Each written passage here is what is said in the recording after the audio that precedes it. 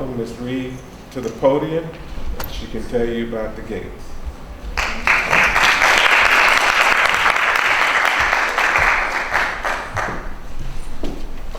Hi. I feel like I'm so far away from you guys. How's everybody doing? Excellent. Are you guys tired from standing up all the time? No? Okay, that's cool. Raise your hand if you've heard of the Gates Millennium Scholars Program before.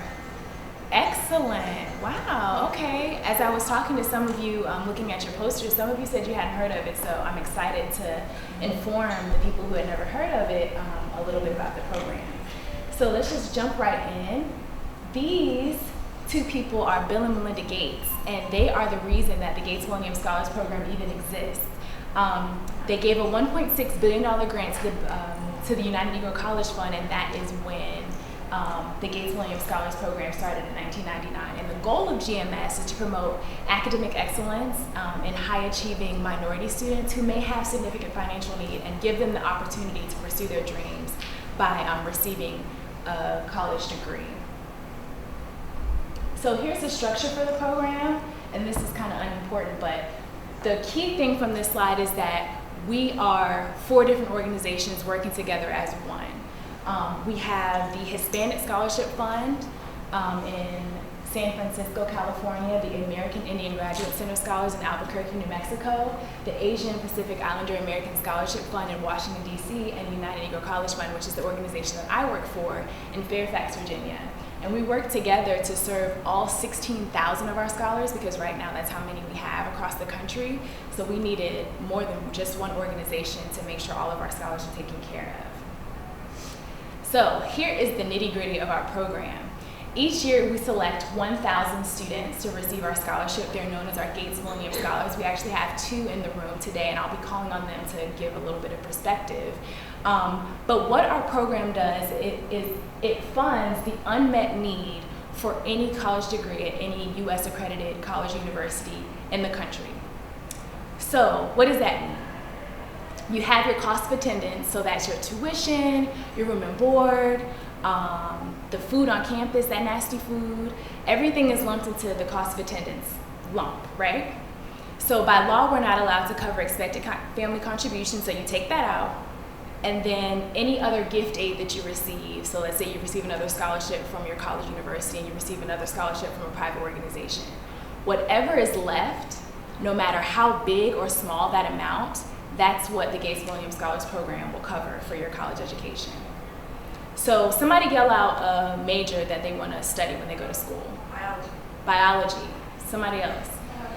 Chemistry. Something that's not in the science field. Think of something else. Mathematics.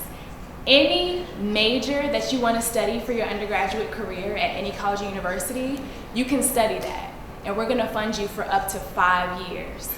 So does that sound pretty good? Yeah. Okay, so let's make it even better.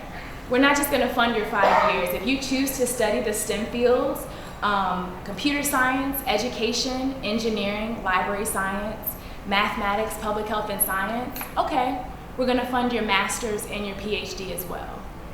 So students who receive the scholarship are eligible for up to 10 years of funding if they're selected as scholars. And the awesome thing about our program is not tied to any particular institution. So let's say you want to go to Yale and you decide, you know what, I should have listened to Dr. Williams. I'm going to go to SMU. Yes. The scholarship is going to follow you there. Okay? So you have the ability to transfer, and we're going to continue to fund your studies as long as you're meeting our requirements. So speaking of requirements, our scholarship renews annually based on your satisfactory academic progress.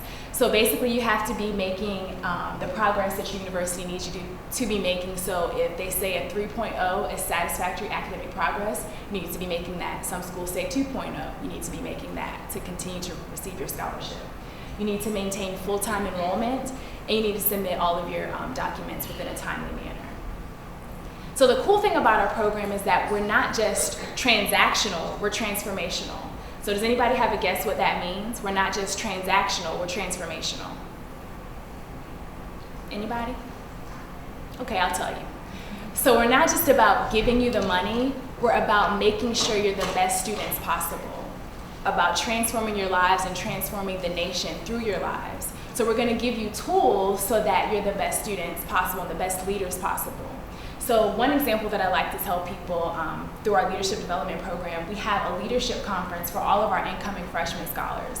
Through the application process, we never get to meet our students. So this is the one time that we get to meet the students that are selected. So we split the country up by the Mississippi River.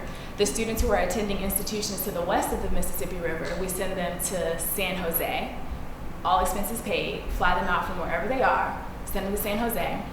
People to the east, we send them to a hotel in Chantilly, and they get to go to their conference there. And at the conference, you get to fellowship with the other scholars that are at the conference. We have dances, food, just a good time to meet other people, and also we equip you with different tools so you can be a successful student once you get to your institution. Some students have never been to predominantly white institutions. So what is it now to be a Hispanic male and go to Harvard where there are more Caucasian people than you're used to? How do you navigate those challenges? So we give the students tools so that they're successful on their different campuses. Also, we have alternative spring breaks. Has anybody ever heard of that? No? Okay. You have, okay, so basically it's when you dedicate your spring break, a time that's generally characterized by maybe doing things you won't remember, doing inappropriate behavior. Okay, you dedicate that time to doing community service. So last year, some of our scholars went to Philadelphia and taught people about the issue of illiteracy.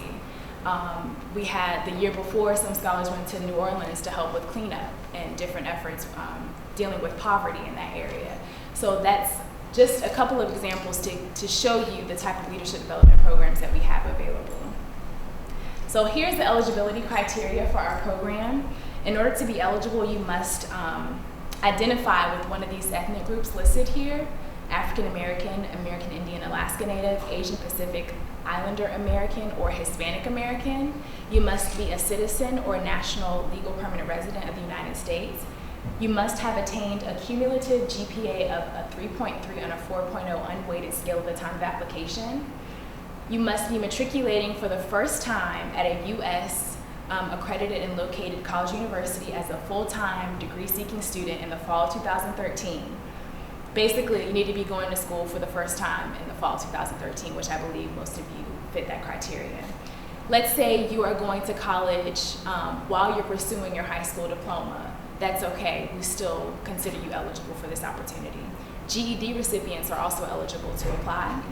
You must demonstrate significant financial need as defined by federal Pell Grant eligibility criteria, and that's something you'll find out when you complete your FAFSA.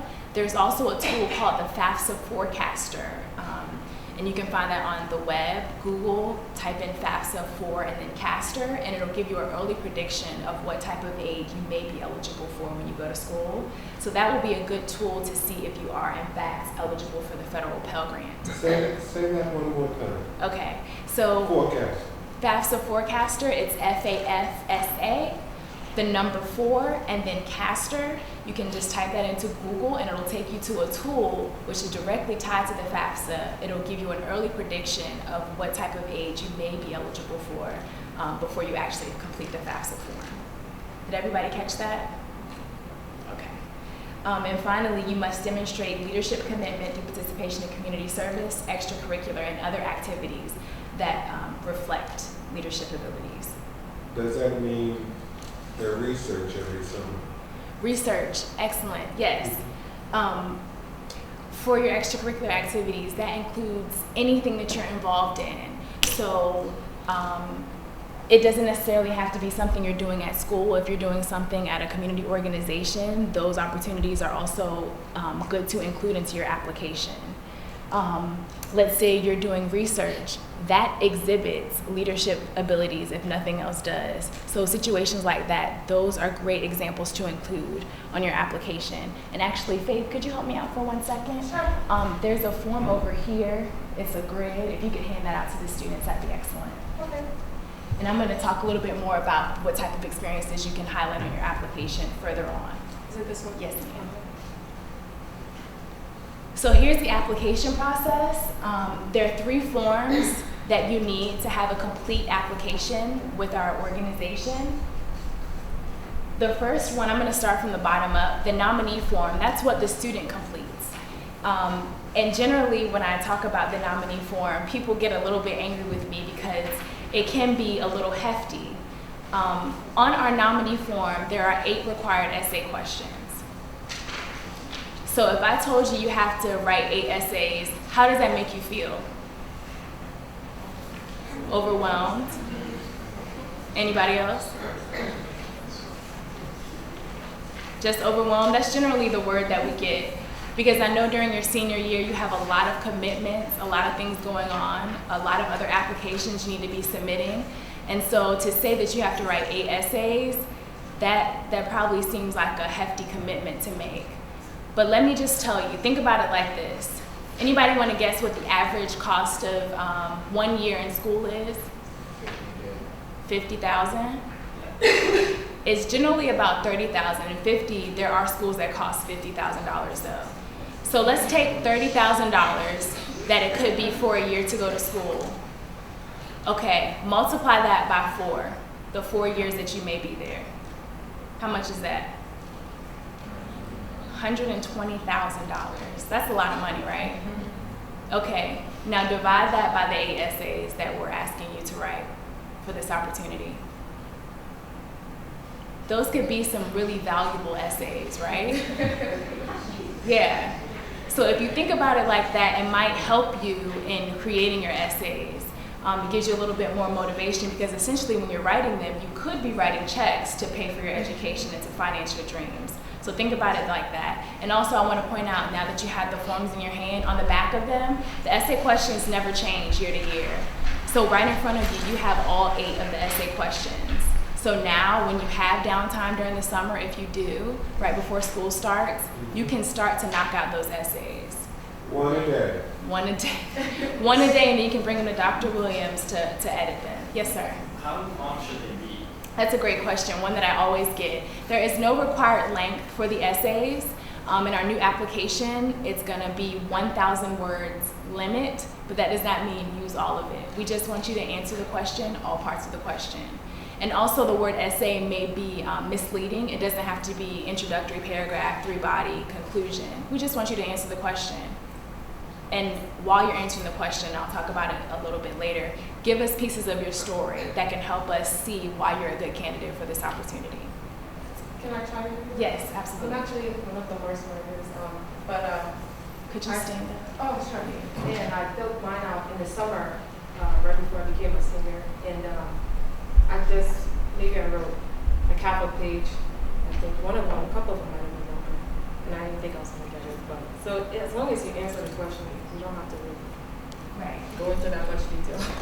And I know males in particular, they're a little bit shorter than women. As I've been looking at the applications of the scholars, I noticed that the women have all this flowery language, and they're giving all these details and all these illustrations. And then the males, scholars who were selected, they're saying the same point, but just in shorter paragraphs. So really don't get hung up on the length of these essays. Just really talk about focus on answering the questions and making sure it's clear what you're saying in your answer. Okay, so I know, there's a second part of the application, it's the recommender form. That's a form that's completed by someone in the community who's familiar with your community service and or your leadership potential.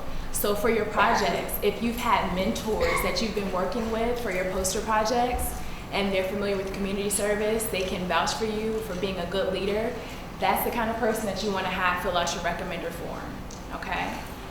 Also, your nominator form is an educator who's familiar with your academics. So someone who can say, yes, this person does have a 3.3 on a 4.0 unweighted scale, and they are going to persevere through their courses in college. They can vouch for you for that. So all 3 parts must be submitted to us by the deadline, which this year is January 16, 2013 at 11:59 p.m. Eastern Standard Time. I have to say all of that. All of your items have to be submitted to us by that time for your application to be considered. So I say all that to say, be familiar with the entire application process. As you're going through your senior year, we want you to apply for as many opportunities as possible because our scholarship is very competitive and we don't want you to put all your eggs in one basket.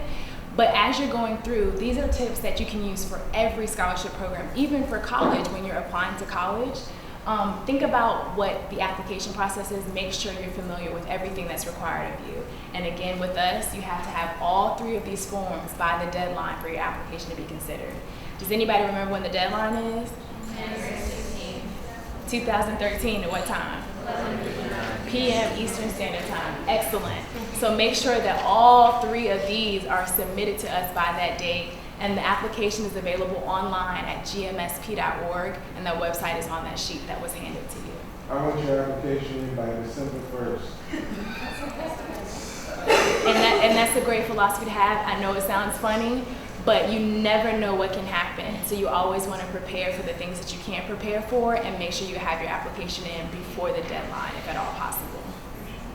So step 2, understand the evaluation criteria. With our application, it's a lot, but all we're looking for is 3 simple things. Looking for your academic rigor, your community service. So when I say community service, anything that you're involved in that you're not getting paid to do, that's community service, okay? So a lot of times people think community service, they think, oh, soup kitchen.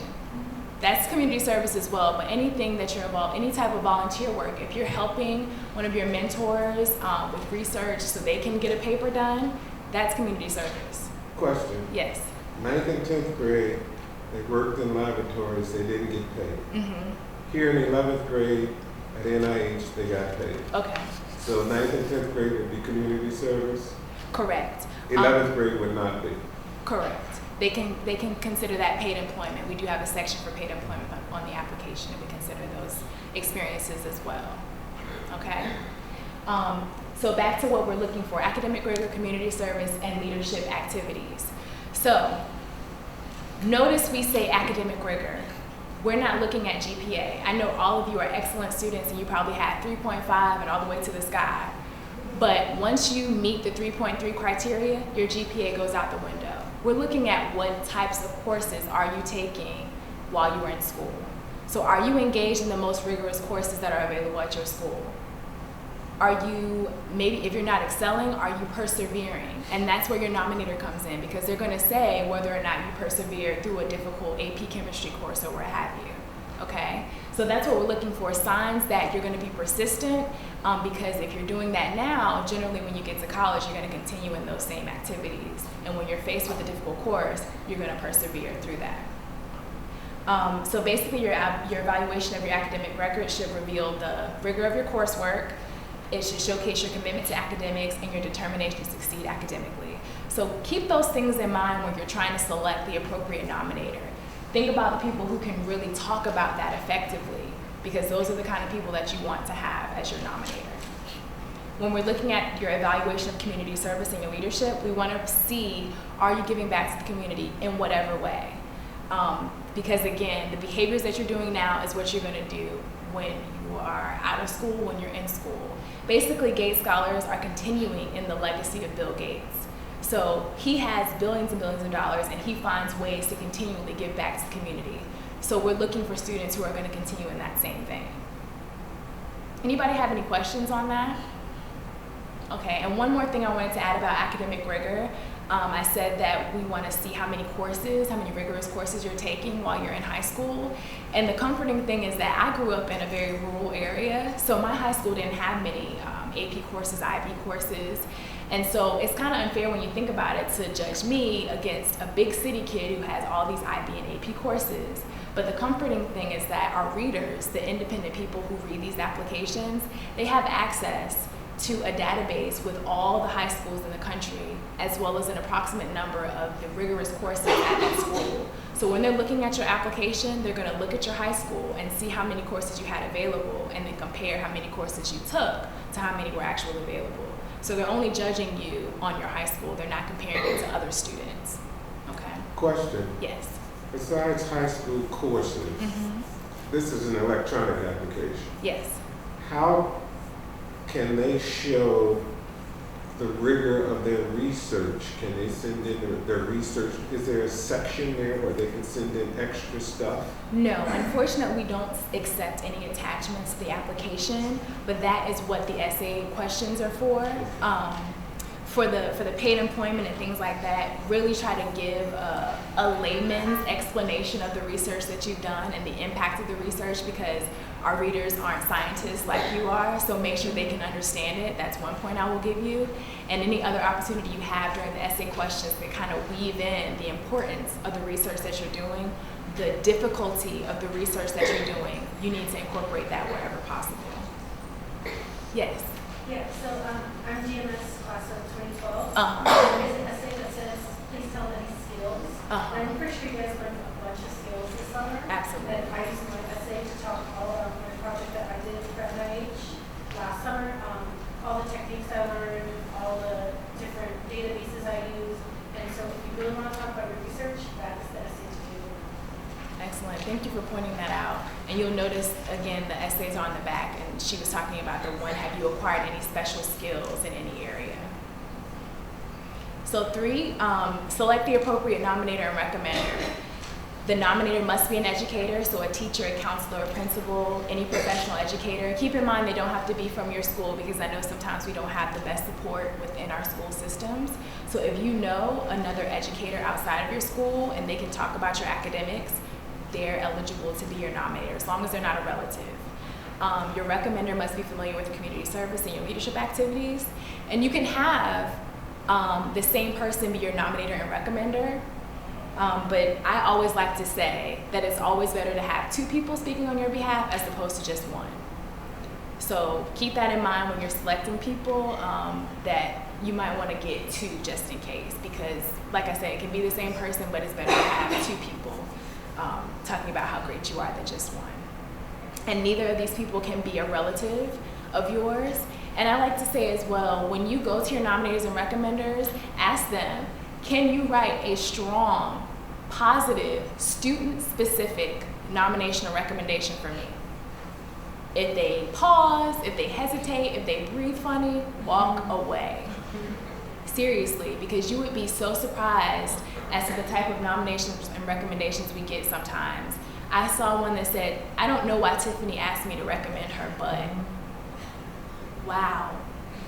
So make sure you have the right people supporting you, because Tiffany didn't know, obviously, what her nominator said. She was going on good faith that this person was going to do a good job filling out their form. So make sure you have the right people supporting you.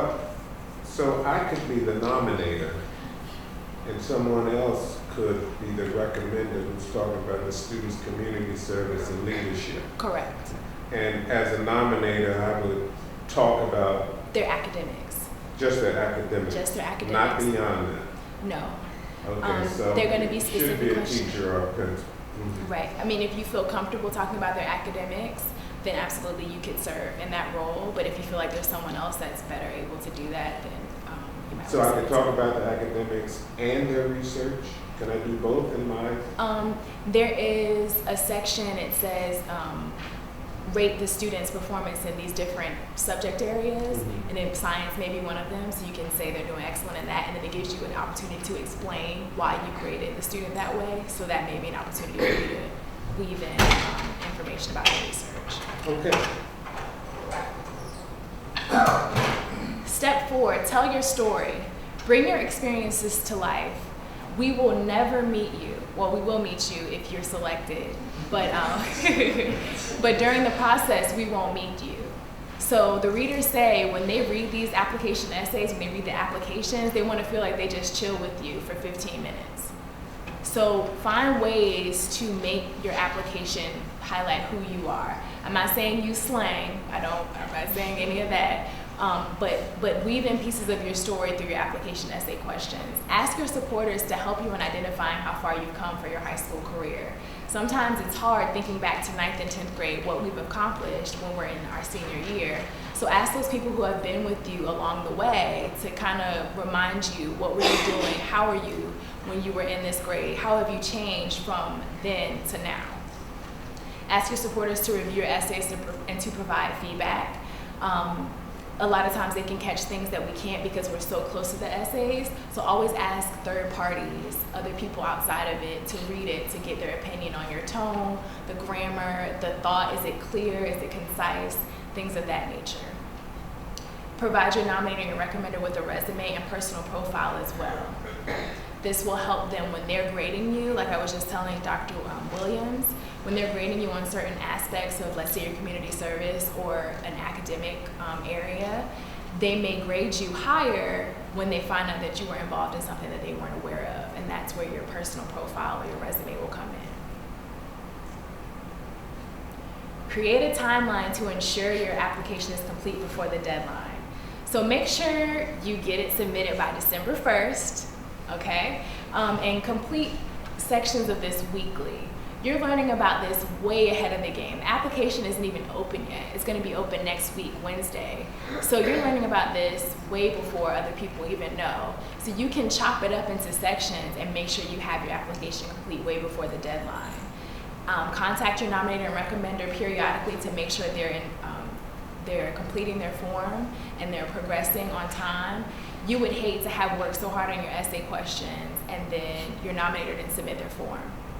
Your application is not even going to be read if your nominator or your recommender doesn't submit their information as well. So don't be timid, don't be shy, follow up with them to make sure that they're progressing as well. And again, submit before the deadline. We have online communities for students who are interested in applying. Just go to gmsp.org, the same website where you will go to apply, and click on the online communities link. Then you'll click prospective scholars. Any parents or guardians that are here today, you can click that prospective parents and guardians and guidance counselors or educators, people who have stake in students. You can go to the guidance counselors link, just insert your email address, and you'll have access to articles about college readiness and tips for being prepared for the Gates-Williams Scholars Program application. Anybody have any questions on that before I move on? No questions at all? Dr. Williams, did you have any questions? Explain the money once again. Sure. Let's say tuition is $55,000. Okay. And they get 10,000 PSTP scholarship. Okay. Okay, so $55,000, which is everything. We're gonna pretend it's got room and board, everything in it, $55,000. Then you have PSTP, which is $10,000. So what's that left over? $45,000. Let's say you get a $1,000 scholarship from a local organization. How much is that? 44. Okay. So like I said, expected family contribution, we're not allowed to cover that. Whatever the government says your family can contribute to your education, that's what they have to do. So let's say they say $100. How much is left after that, your need? $43,900. So GMS will cover $43,900 for your education. Does everybody understand that?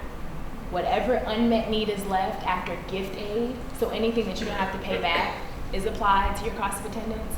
Expected family contribution is applied. Whatever is left, no matter how big or small, that's what we'll cover. If your family has been middle income, dad got laid off, or mom's work was cut back, that forecaster will talk about the here and now and predict what we need to predict, correct? I believe the forecaster does the previous tax season. That's what the FAFSA will go off of, so that's what it will use. So if you're middle class and things have changed, you still may be eligible. Yes, exactly. That's a good point. Because there have been students that come to me and say, I wish I would have done it. I assumed that I wasn't eligible for the Pell Grant because we're middle class. And come to find out when they filled out the FAFSA that she was eligible for the Pell Grant. So if she had just went to the FAFSA forecaster and did that calculation beforehand, she would have known that she could have applied for this opportunity and maybe even been selected as a Gates Scholar. So let me see what my time looks like. Okay, I want to point this out to you just to show you. This is a condensed version of the application. And I want to just give you a couple of examples of how you can effectively put your honors and awards in your application. So can anybody think of an honor or award they've received recently?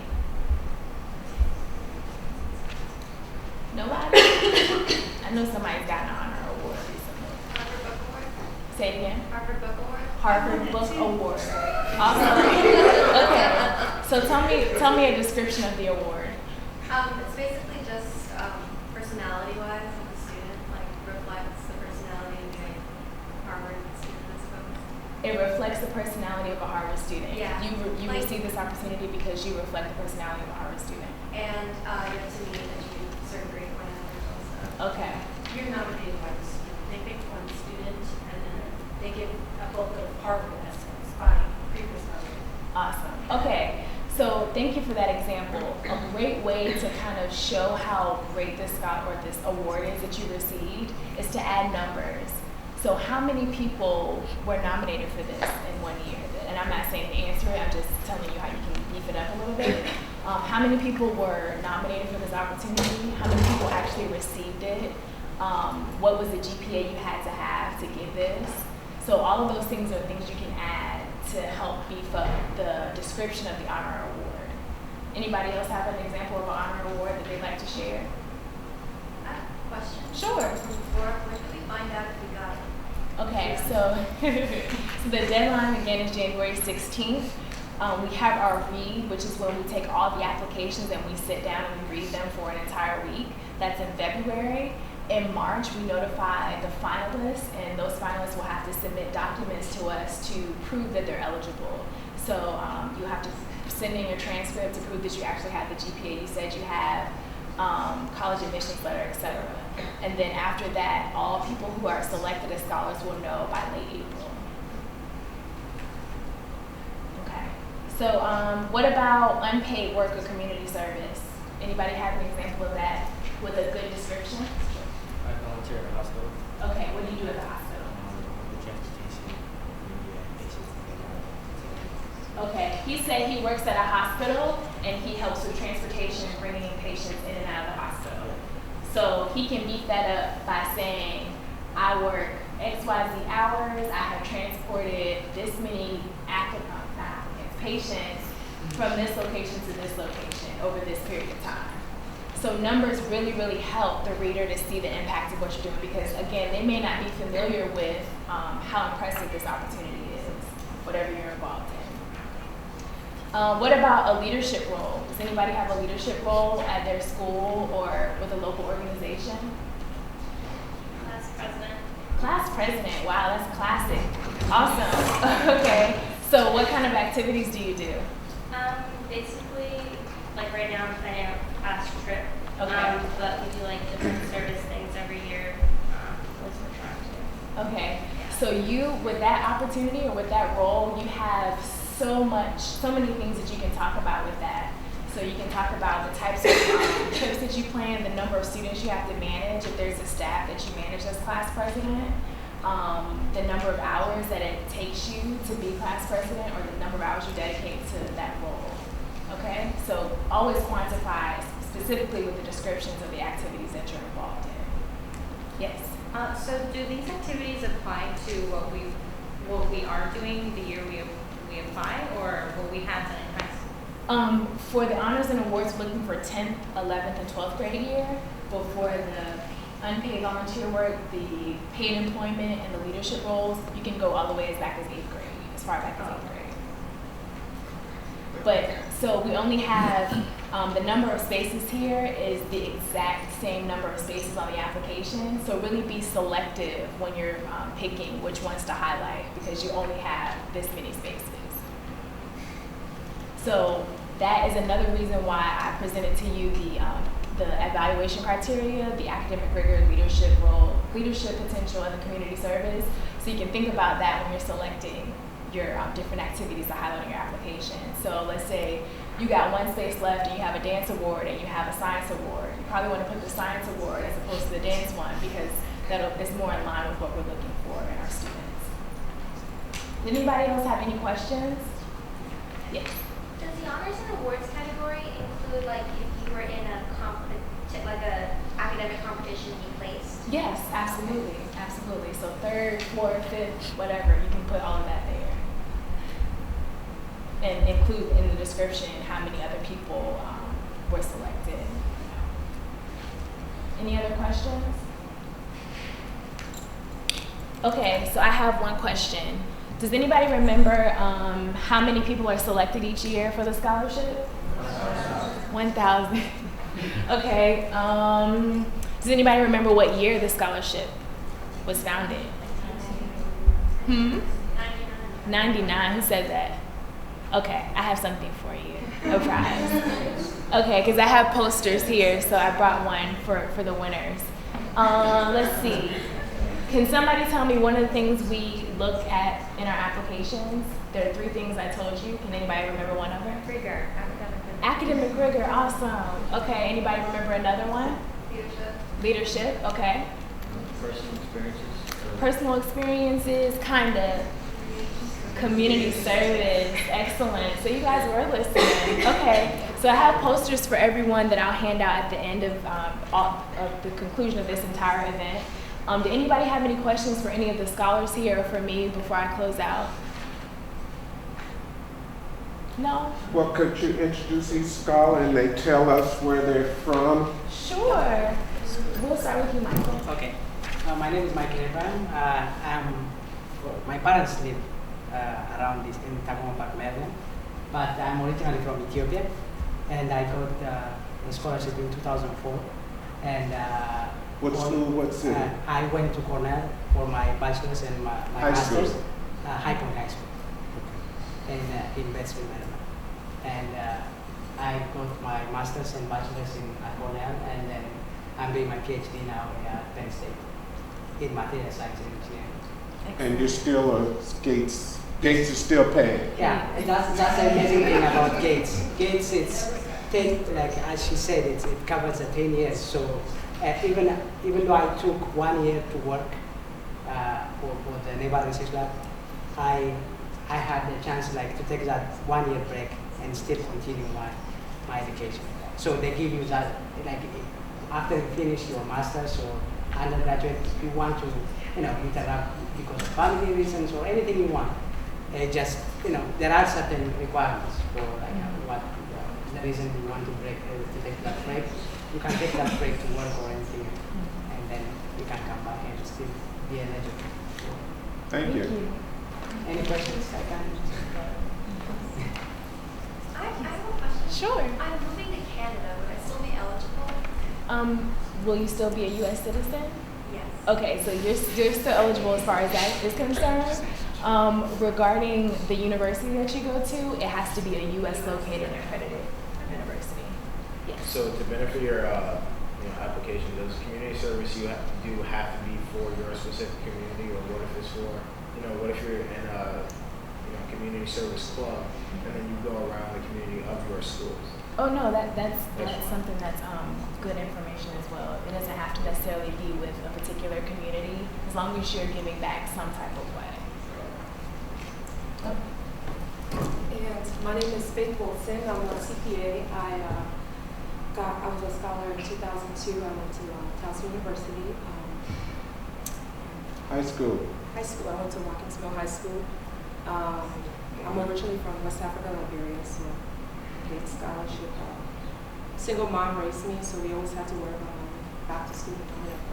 Yeah, I never worried after. Awesome. Thank you. Camila? So, hi, I'm Camille Chile. I'm one of the brand new 1,000 scholars for this year. So I went to Gaithersburg High School in Gaithersburg, Maryland. Okay. And yeah. So I'm going to Massachusetts Institute of Technology in the fall to major in biology. What else did you say? I think that was everything. Thank you. Everybody, my name is Keith Dash. I'm originally from Miami, Florida. Novel, 1999, scholar. Awesome. I studied at Florida A&M University, where I got a bachelor's in industrial engineering, and then I went to grad school at Columbia. Got a master's in industrial engineering, and now I'm a biomedical engineer here at NIH. One final question. Some of our kids are interested in the MD and the PhD dual degree. So when they finish college with the Gates, what portion of the MD PhD will Gates pay? Will it only be the PhD or? Right. So with with dual programs like the one that he's talking about where you have an MD and a PhD when you're finished, what Gates would cover is the courses towards your PhD if the PhD is in one of those 7 funded fields. So if it's a PhD and an MD and a PhD in systems engineering, then we would cover the courses towards the PhD in systems engineering. Well, what many MD PhD schools do is, if it's a 7-year program, 2 years medical school, 3 years PhD, and 2 years of medical school. In fact, year 1, 2, 3, 4, 5 is an integrated program, and all of it's working towards the PhD. So you would cover the first 5 years, if it's an integrated program. Correct. And if it's an MD, MPH, you'll cover the MPH part, which could be 1 year. Okay. Yes. Does anybody have any other questions? Our contact information is on the piece of paper that you received. So if you have a question that you want to call and ask us, you can call us. If you want to email us, I manage that inbox, so I'll respond within 1 business day. Okay? Thank you.